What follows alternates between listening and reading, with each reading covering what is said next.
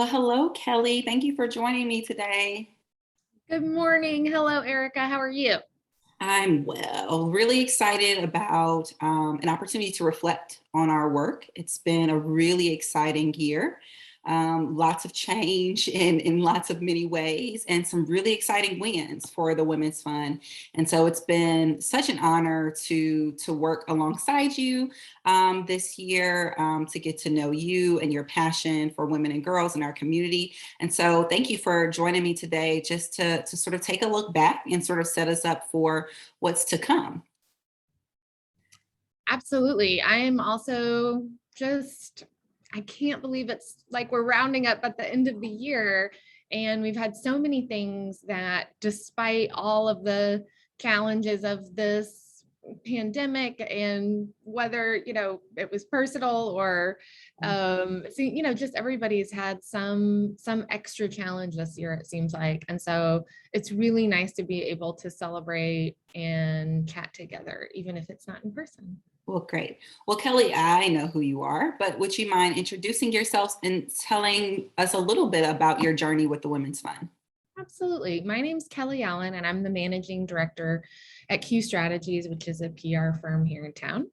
And I started my journey with the Women's Fund like so many other people have, which is through the Nightingale Network. And a friend of mine just invited me to a happy hour and said, bring some cash and donate it. This is a great cause. We'll see all of our friends. And, I went and did that multiple times. And back then we were a little less structured and a little more fluid. And you just sort of donated and gathered a mysterious amount of money, and it was donated and you got to vote. And I learned so many great things about different nonprofits in town and met so many women who are passionate about the kinds of work that we did. And so I just wanted to get more involved, and chatted one afternoon with Katie McCauley and asked how I could help. And I ended up carrying the Nightingale Committee that year. And I think what sometimes gets lost a little bit in the network piece of what we do is that it's not just a way for women to meet other women. That's a big part of it. That's fun, and we always have a good time when we can all get together. But it's also giving other people an opportunity to share the stories of the work that they're doing. And sometimes when we're talking about policy and advocacy and all these things are like so upstream and kind of abstract sometimes. So it's really nice to be able to partner and work with all the agencies in town that support women in a very like direct services, boots on the ground kind of way, and to hear the impact that they're having and what they're excited about. And the wonderful part about that is that it comes full circle. We then later see those very agencies who need that upstream support in a way that can actually be addressed from a policy position. So, I just really, the Nightingale Network showed me so much about what I didn't know in Chattanooga, and learned, what advocacy was and how to take a stand for something, and that my voice mattered and that I could be at the table. And it was just such an important part of what I now think of as like just this integral part of who I am. And if you know Kelly Allen, she's invited you to something, she's asked you to write a postcard, she's gotten involved in such a different way that I never really even imagined. I wouldn't have said, oh, I'm an advocate, I'm an advocacy person, I take action. And the Women's Fund gave me not just the right words to share those things, but a really fantastic group of women to work with and to identify priorities with in a way that I could never have accomplished on my own. That's amazing. And Kelly, I think you shared some things that I didn't even know. So thank you for your willingness to sort of go on that journey with us. A couple of things that you said sort of sparked an image for me. And I oftentimes think about the work of both advocacy, direct service, prevention, intervention, community work as a tree. And at the Women's Fund, I think we really do focus on the roots of that Mhm. tree, right? We want to think about the systemic level change. How do we shift an entire ecosystem, right? That is not as supportive or not as healthy for women and girls.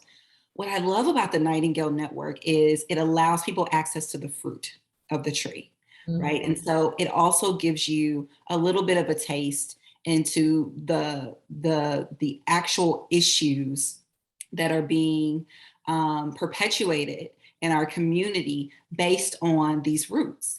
And so that the Nightingale Network really serves as a great bridge, as you mentioned, for folks to deeply understand these issues, but then also understand what are some of the frontline interventions, some preventative services that are occurring. And for us, I think from my position as the executive director, it helps us keep our finger on the pulse of the issues that we're advocating behind a screen sometimes, and sometimes in a building up in Nashville. Our partners in every conversation that I'm able to have with another executive director or CEO, and they say, Erica, how can I help? Because of course they appreciate the work that we're doing, and they want to make sure that that we feel supported. And my response is typically, I need to know what you know as things are unfolding in your world. Keep us up to date enough that we're able to craft our legislative agenda, right? Shift our priorities, as well as inform our network, including the Nightingale Network, of these issues in real time.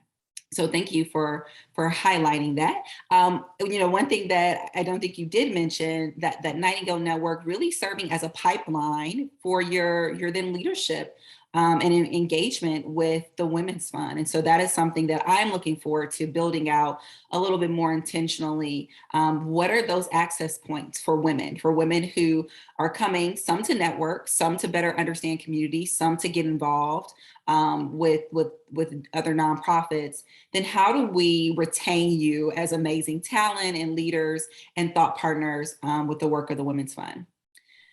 Absolutely. When I was asked to serve on the board, it was such an honor. And it was just an easy transition for me because I'd already been on the Nightingale Committee. And, we have so many people that are on the committee for the Nightingales who have never had board service. They've maybe volunteered in some capacity. Some of them have worked at a nonprofit at some point, but a lot of them are at a point where they're really looking for an opportunity to get involved in a really meaningful way. And that's such a great transition to make. And the committee, it's a shorter stint of commitment. It's not as big as a board position, but it really gives you this amazing insight because you're reading about a dozen grants typically from folks all across our area and how they're supporting women. And it's such a difficult process to, try to kind of identify how to score those, but it's also really rewarding and you learn so much. And it really taught me that how the work that we are doing at the legislative level or at even a community education level sometimes can really be kind of traced through, that whole tree that you were talking about.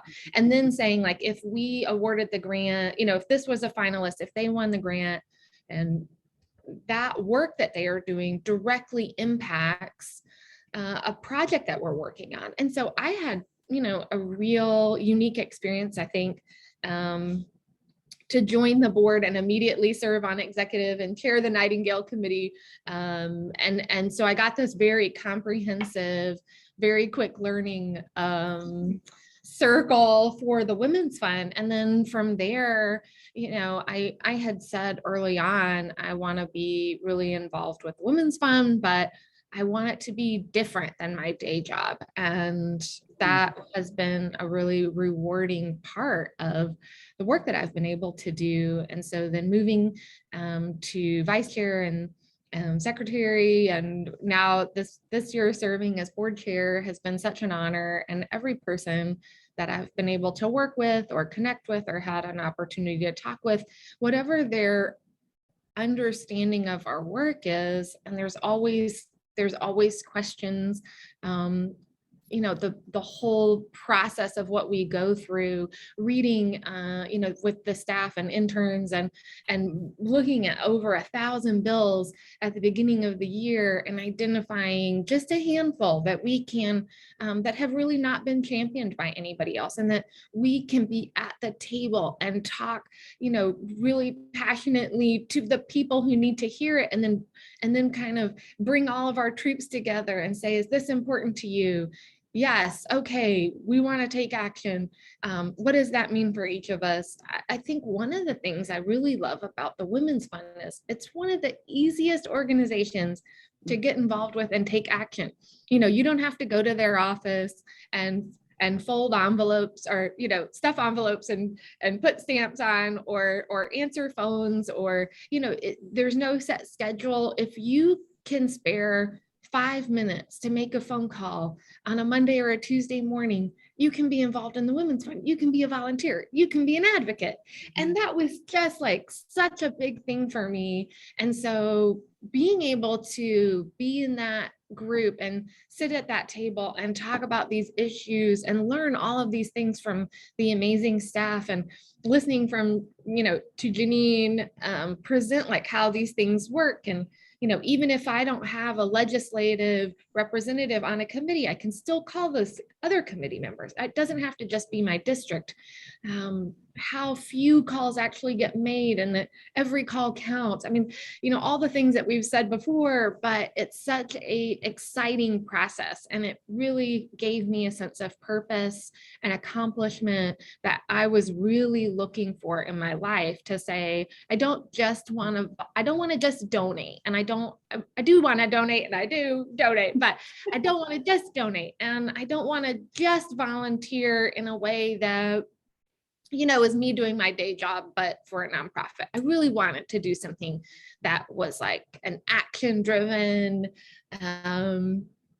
something that would make a difference in that upstream kind of way, and that would have long-term impact, because there's only so many hours in every day.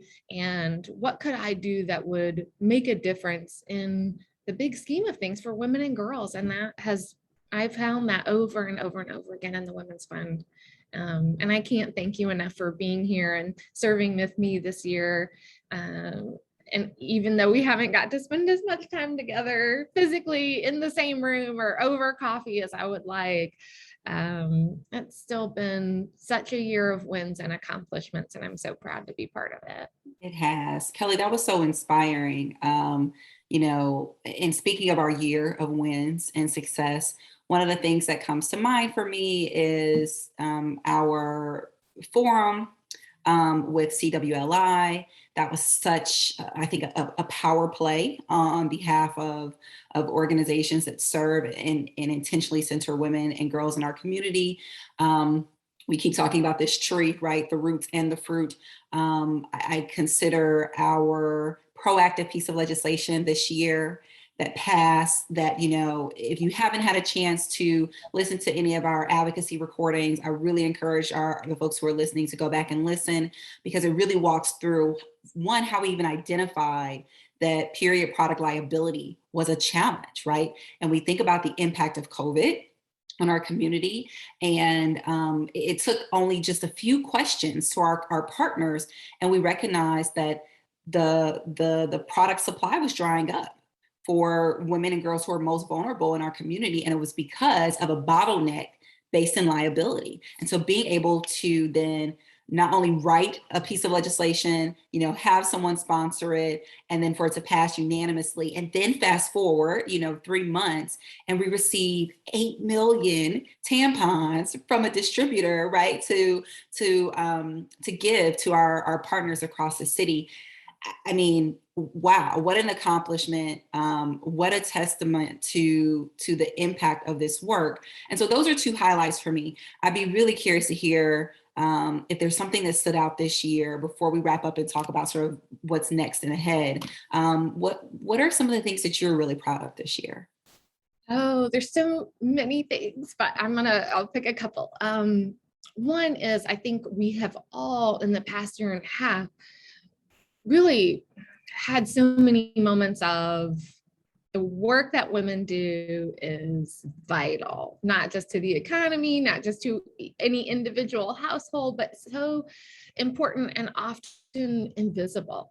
And so one of the things that we were able to work on was a small step forward, but for a really incredibly important group of women.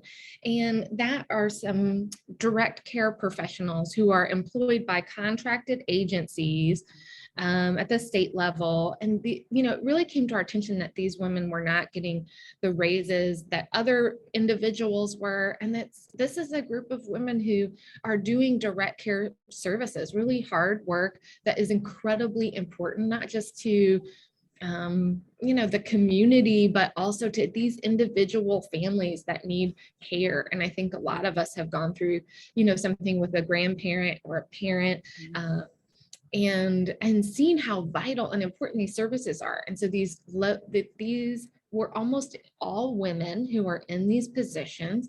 And so this came to our attention, and we were able to pass an equal pay process for them that really came and made a change to ensure that they were getting paid equally, and that they were on a good schedule to receive pay increases like everybody else was, and that they were making $15 an hour. And so that's, sometimes when we think about advocacy work, we think, there's all these like hot button issues that we're working on. And the reality is, like, so many of them are just these groups of people that have maybe fallen through the cracks in a way, or there's sort of an unintended consequence of a bill that just nobody's really thought of. And so those are the kinds of things that the Women's Fund works on. That's what we thrive at doing, is to bringing attention to those things. And it's not, it's something anybody, I think, would want to know about and want to work on. And when we kind of look at all the women that have worked in the fund, and where we have found ways to work together, and so much common ground, and so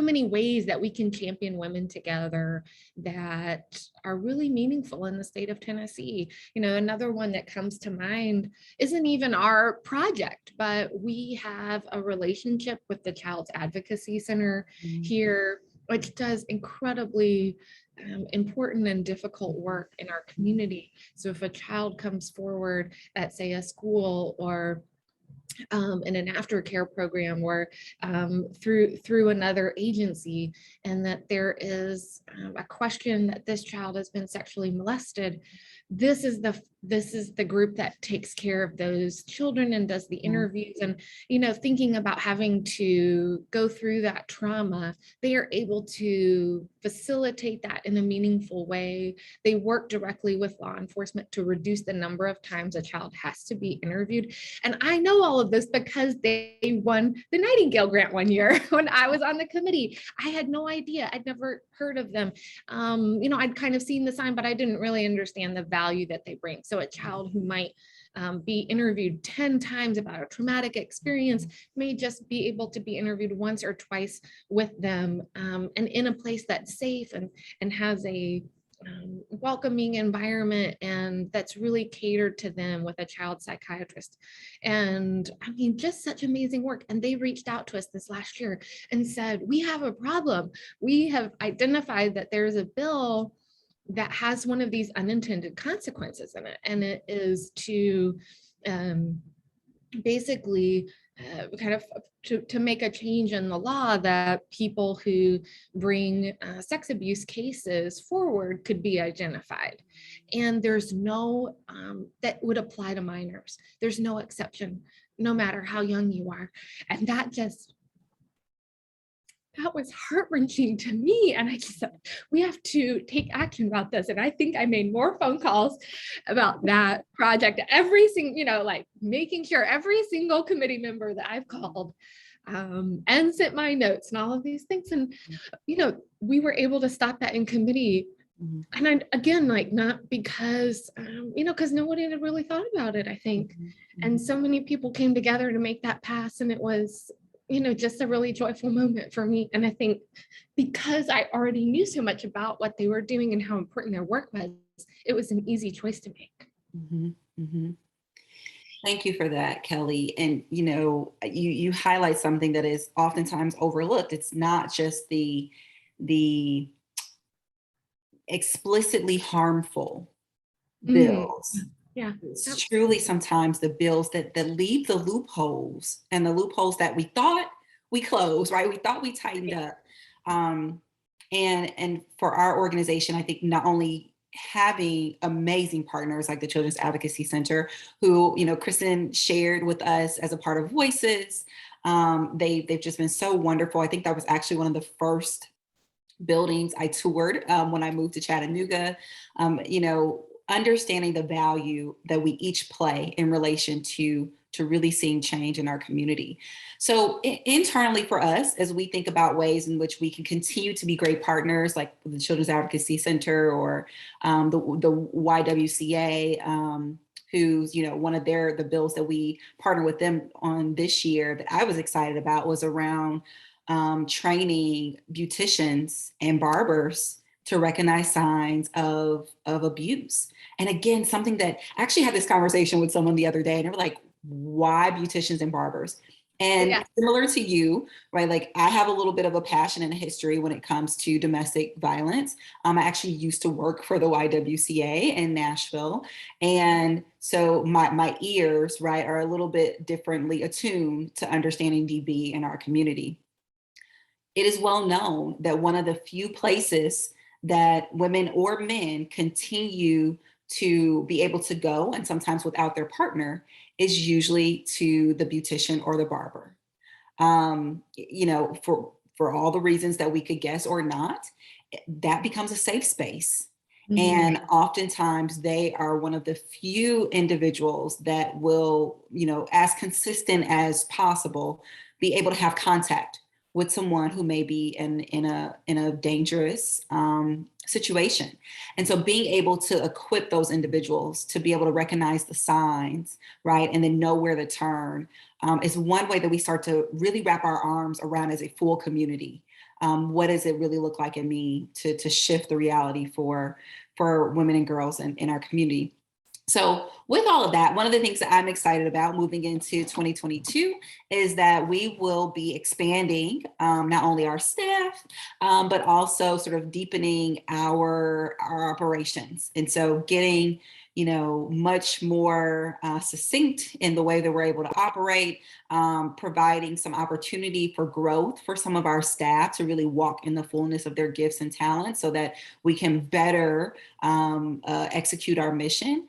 And as folks will see with this annual report, there's sort of a new look to the Women's Fund that we're pretty excited about. So as you think about your tenure ending and sort of what's ahead for the Women's Fund, your tenure as board chair, you will still be with us as a member of the board, at least for a little while.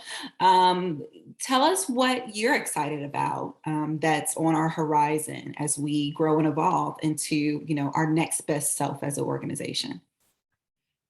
I think for such a long time, the Women's Fund has been flying along a little bit under the radar. And I'll, meet people all the time and talk about our work.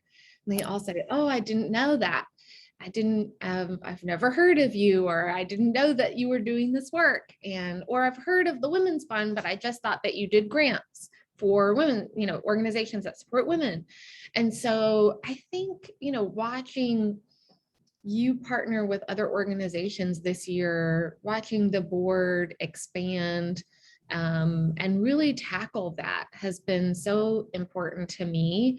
And despite, some of our best intentions have not worked out because of COVID and the events and things that we would have normally been having.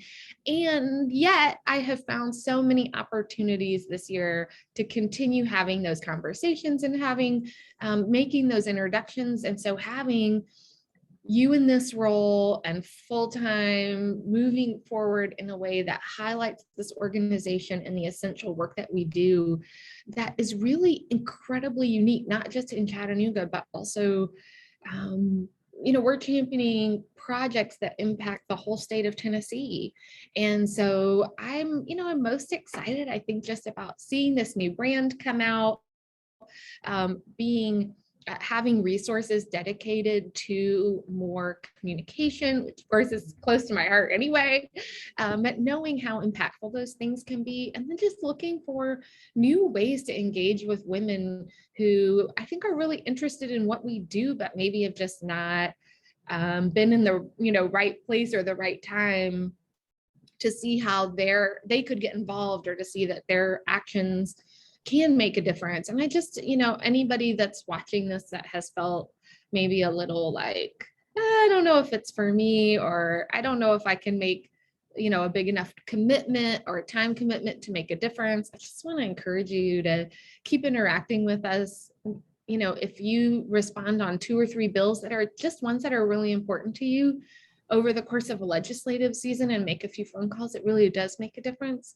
There's so many ways to get involved with us, and invite other people to get involved and to share and talk together. That's exactly what we talk about with our fundraiser every year at Voices, is that it's our collective voice that can make such a big difference. It starts with one, but then that can grow into a whole chorus. And I'm just excited to see us move forward in a lot of new ways, and with hopefully some in-person things that we'll do sometime.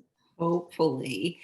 Well, Kelly, thank you so much. This was really great, and I think a perfect way to round out a really strong, solid year. I greatly appreciate your partnership, your leadership, your vision, your passion, your willingness to share your journey a little bit as well today. So we are going to, I think, wrap up with that. If anyone would like to know more information about the Nightingale Network, the Women's Fund, you can find all that information on our website, and also Facebook and Instagram. And if you're watching this, it means it's probably on YouTube. You can also click the link there and be directed in all the places. So thank you again, Kelly, and talk to you soon. Thanks, Erika.